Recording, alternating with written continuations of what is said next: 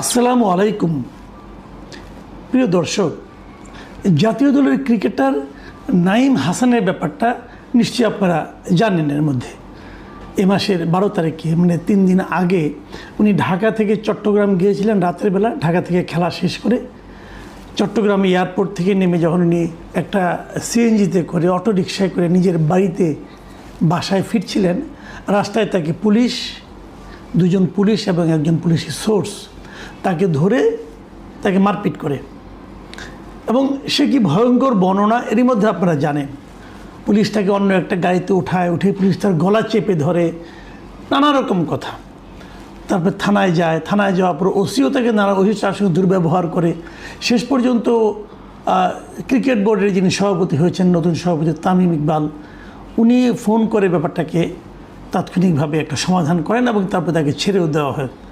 পরের দিন নাঈম হাসান এবং তার ভাই এই ব্যাপারে একটা মামলা করেন এবং মামলার পর অলরেডি ওই পুলিশের যে এসআই ছিলেন, কনস্টেবল ছিলেন, তাদেরকে সাময়িক বরখাস্ত করা হয়, তাদের বিরুদ্ধে তদন্ত কমিটি করা হয়, অনেক কিছু করা হয় এবং পুলিশের যে সোর্স তাকে গ্রেপ্তার করা হয়।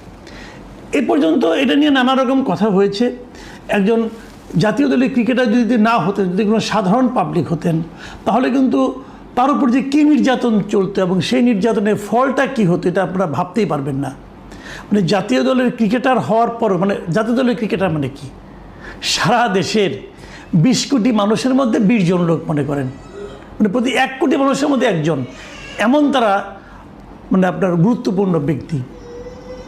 তো সেরকম গুরুত্বপূর্ণ ব্যক্তিও পুলিশের একজন এসআই এবং একজন কনস্টেবল গলায় চেপে ধরে মারতে পারেন। সাধারণ মানুষের কী হতে, এবং সে বারবার তার পরিচয় দেওয়ার পরও তারপরেও তাকে কিন্তু তার সঙ্গে কিন্তু যতক্ষণ পর্যন্ত ক্রিকেট বোর্ড থেকে ফোন না গিয়েছিল, যতক্ষণ পর্যন্ত তামিম ইকবাল থেকে ফোন না করে তার পরিচয়টা কনফার্ম না করেছেন, ততক্ষণ পর্যন্ত কিন্তু তার উপর অত্যাচার কমেনি। এবং উনি তার পরিচয়পত্র দেখিয়েছেন, আইডি দেখিয়েছেন, নিজের পরিচয় দিয়েছেন, তবুও পুলিশ কিন্তু তার প্রতি মিনিমাম মানে অত্যাচার কমায়নি। দেখুন, এখানে সদয় হওয়ার কোনো ব্যাপার নয়। যদি নাঈম হাসান না হয়, একটা সাধারণ মানুষ হতো, সাধারণ নাগরিক হতো, তারও কিন্তু এতটুকু অধিকার আছে যে পুলিশ তার সঙ্গে দুর্ব্যবহার করবে না। কিন্তু আমাদের পুলিশ সেই দুর্ব্যবহারটাকে স্বাভাবিক করে নিয়েছে। এটা কি আইনের শাসন? আমি এই প্রসঙ্গে এটা আমি একটা উদাহরণ হিসেবে গ্রহণ করলাম এবং এই উদাহরণের পরবর্তী ধাপগুলো আমি এখন বলতে যাচ্ছি, আপনারা শুনেন। দুজনকে যে চাকরি করতো তাদেরকে আপনি সাময়িক বরখাস্ত করেছেন, তাদের বিরুদ্ধে ইনকোয়ারি কমিটি করবেন, কি হবে না হবে তার বিরুদ্ধে অ্যাকশনে যাবেন আপনি। পুলিশের যে সোর্স ছিল তাকে আপনারা গ্রেফতার করেছেন, খুব ভালো করেছেন।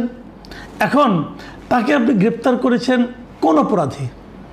এবার শুনুন আসল নাটকটা। তাকে গ্রেপ্তার করা হয়েছে জুলাই আন্দোলনের একটা মামলায়।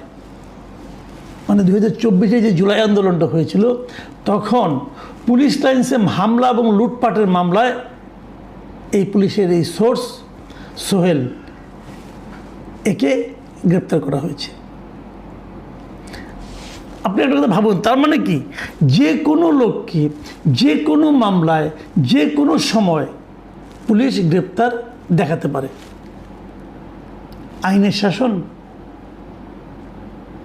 আপনি কোনো পুলিশের সঙ্গে হয়তো একটু তার চাহিদা অনুযায়ী আচরণ করেন না, হয়তো সে আপনার কাছে টাকা চেয়েছে, অথবা আপনার সঙ্গে তার একটা কথা কাটাকাটি হয়েছে, আপনার উপর উনি রুষ্ট, আপনাকে কিন্তু যে কোনো মামলায় যে কোনো সময় পুলিশ গ্রেপ্তার দেখাতে পারে। মামলা আপনার নামও থাকা দরকার নেই, কারণ প্রত্যেকটা মামলার মধ্যে আরও অনেকে এমন কথা লেখা থাকে, বিশেষ করে রাজনৈতিক মামলায়। জুলাই আন্দোলনের সময় অনেক হত্যাকাণ্ড নিয়ে অনেক রাজনৈতিক মামলা হয়েছে এবং যে কোনো মামলায় আপনাকে যে কোনো সময় তারা গ্রেপ্তার দেখাই দিতে পারে। এই যে পদ্ধতিটা, এটাকে আপনি কোন বিবেচনায় আইনের শাসন বলবেন? আমি একটা লেটেস্ট উদাহরণটা দিলাম, আরও উদাহরণ আছে, গতকালকেই ঘটেছে, উদাহরণ দিয়ে বলছি। ঢাকা বিশ্ববিদ্যালয়ের অর্থনীতির অধ্যাপক আবুল বারকাত, তাকে অ্যারেস্ট করা হয়েছিল। উনি জনতা ব্যাংকের যখন চেয়ারম্যান ছিলেন, তখন উনি ওনার মাধ্যমে কিছু ঋণ দেওয়া হয়েছিল, যেগুলি পরে ঋণ খেলাপি হয়েছিল এবং আমি ধরে নিলাম লুটপাট। ওই মামলায় তাকে আপনার অ্যারেস্ট দেখিয়েছেন, অ্যারেস্ট করেছেন বেশ অনেক দিন, একদিন দুই দিন না, প্রায় 1 বছর তো হয়ে গেল ওনার অ্যারেস্টের। ওনাকে আটক রেখেছেন। রাখার পর তারপর কি হলো? তারপর যখন তার সমস্ত মামলা, তাকে যখন জামিন দেওয়া হলো, মামলার শুনানি শেষে যখন তাকে জামিন দেওয়া হলো, জামিনের আদেশ যখন নাকি আদালতে গেল, তারা আটকে রেখেছে যে ওনার নামে আরও মামলা করা হবে, ওয়েট করেন।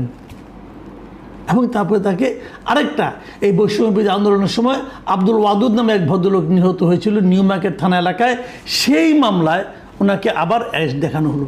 একটা কথা ভাবুন, এটা হলো হত্যা মামলা, তার মানে এটা বড় অপরাধ। এর আগে ছিল ব্যাংকের মামলা, ধরলাম ওটা ছোট অপরাধ। তো বড় অপরাধ থাকতে আপনি ছোট অপরাধে তাকে ধরলেন, একদিন আটক রাখলেন, রেখে যখন তার ছেড়ে দেওয়ার সময় হয়েছে, যখন আদালত তাকে জামিন দিয়েছে, তখন আপনি একটা হত্যা মামলা দেখিয়ে ওনাকে আবার অ্যারেস্ট দেখালেন, জেল কেট থেকে উনি আবার জেলে ঢুকে গেলেন। আইনের শাসন হচ্ছে, এই নিয়মগুলো কিন্তু আগের গভর্নমেন্টরা বলেছিল, তো সেটাই তো চালাচ্ছেন আপনারা। আমি বিএনপি সরকারকে বলছি, বিএনপির স্বরাষ্ট্রমন্ত্রীকে বলছি, আপনারা সেটাই চালাচ্ছেন রে ভাই। যে জিনিস হাসিনা চালাতো আপনাদের সেটাই চালাচ্ছেন। ওই ঘটনার জন্য যদি আমরা হাসিনাকে সমালোচনা করি, আমরা আপনাকে প্রশংসা করব কোন বিবেচনায়?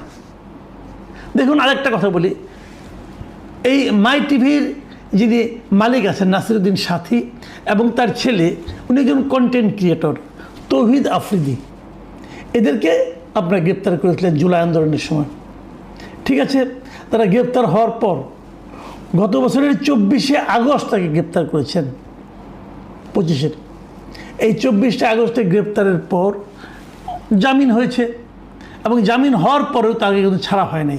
এবং আজকে তাকে আবার আরেকটা প্রতারণা মামলায় তৌহিদ আফ্রিদিকে আপনি গ্রেপ্তার দেখিয়ে দিয়েছেন। তৌহিদ আফ্রিদি ইয়াং ছেলে, একটা কন্টেন্ট ক্রিয়েট করে ইউটিউবে, তাকে সবাই চিনে। এই ছেলেটাকে প্রতারণা, মানে মুদ্রা কথা হলো ওকে আমি বিরতি দেবো না। কেন বিরতি দেবেন না? কি সমস্যাটা কি? তার বিরুদ্ধে এই মামলা আগে কোথায় ছিল? যখনই আরেকটা মামলায় উনি জামিন পেয়ে যাচ্ছেন, ঠিক তখনই আপনাকে নতুন একটা মামলার জন্ম দিতে হচ্ছে কেন? নতুন একটা মামলা তাকে আসামি দেখাতে হচ্ছে কেন? অনেক সময় এমনও হচ্ছে, আপনি রাখেন 2টা দিন দাঁড়ান, একটা মামলা আসতেছে, মানে মামলা একটা সাজাচ্ছে, সাজিয়ে নিয়ে তাকে যাচ্ছে। পৃথিবীর কোনো দেশে, যে কোনো সভ্য দেশে যদি এই ঘটনার কথা আপনি বলেন, তারা কি এই ঘটনাকে কোনো আইনের শাসন বলবে? আমাদের প্রধানমন্ত্রী বারবার বলেন যে উনি আইনের শাসন চান, আর আমি ওনাকেই বলি, আপনি তো দীর্ঘ কয়েক বছর ইংল্যান্ডে ছিলেন, দেখে এসেছেন, এরকমভাবে হয়? তাহলে আপনার সরকার এই সমস্ত ঘটনা ঘটতে দিচ্ছে কেন? আবুল বারকাত ইউনিভার্সিটি, ঢাকা ইউনিভার্সিটির একজন প্রফেসর, ওনার যদি কোনো অন্যায় থাকে, কোনো অপরাধ থাকে, ঠিক আছে, আপনারা তা বিচার করেন, সমস্যা তো নাই কোনো। তো বিচার চললে উনি জেলখানা থেকে বেরোতে পারবেন না। বিচার চলাকালীন যদি আদালত মনে করে ওনাকে জামিন দেওয়া যাবে, আদালত জামিন দিয়েও দিয়েছে, সেই মামলা তাকে আবার নতুন একটা মামলায় তাকে জেলখানায় আটকে রাখতে হবে কেন? এর মাধ্যমে কি প্রমাণ হয় যে সরকার আসলে তাকে আটকে রেখে শাস্তি দিয়ে যাচ্ছে? হয়তো দেখা যাবে এক সময় এই মামলায় উনি খালাসও পেয়ে যাবেন, কারণ বোঝাই যাচ্ছে আব্দুল ওয়াদুদের হত্যা মামলা, যে মামলায় শেখ হাসিনা আসামি, যে মামলায় তৎকালীন স্বরাষ্ট্রমন্ত্রী আসামি, সেই মামলা আবুল বারকাত সাহেবের কী সংযোগী থাকতে পারে ভাই? মানুষ এগুলি বোঝে না, মানুষ কিন্তু বোঝে এবং আপনাদের কর্মকাণ্ডকে মূল্যায়ন করে। হয়তো স্বরাষ্ট্রমন্ত্রীকে একটা গালি দেয় অথবা স্বরাষ্ট্রমন্ত্রীর সমালোচনা করেন, কিন্তু আলটিমেটলি কিন্তু পুরো দায়টা যে পড়ে প্রধানমন্ত্রী তারেক রহমানের ওপর।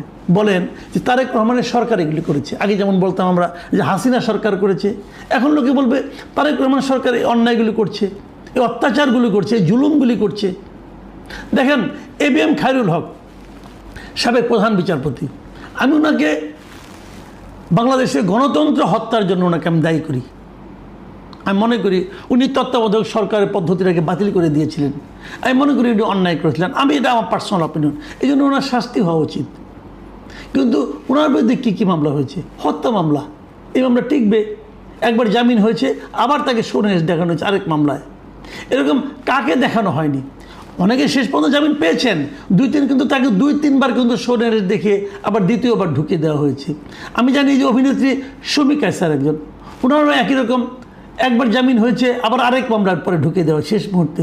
সেলিনা হায়াত আইভি, তার বিরুদ্ধে 12টা মামলা করেছেন আপনারা।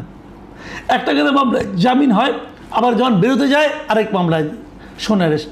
কতবার যেরকম হয়েছে ঘটনাগুলো। তো শেষ পর্যন্ত উনি মুক্তি পেয়েছেন, শেষ পর্যন্ত শমীক হাসানও মুক্তি পেয়েছেন, অনেক কিছু হয়েছে।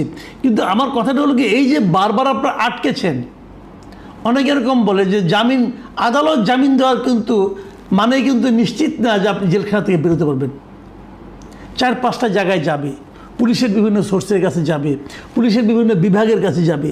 তারা যখন বলবে না তাকে দেওয়া যাবে না, তাহলে আরও কিছুদিন আটকে রাখা দরকার, তখন তাকে আবার কিছুদিন আটকে রাখবে।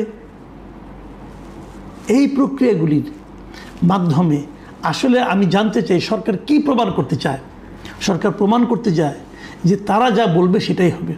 সরকার প্রমাণ করতে চায় যে আইনের শাসন, আদালতের রায় সরকারের সিদ্ধান্তের কাছে অসহায়।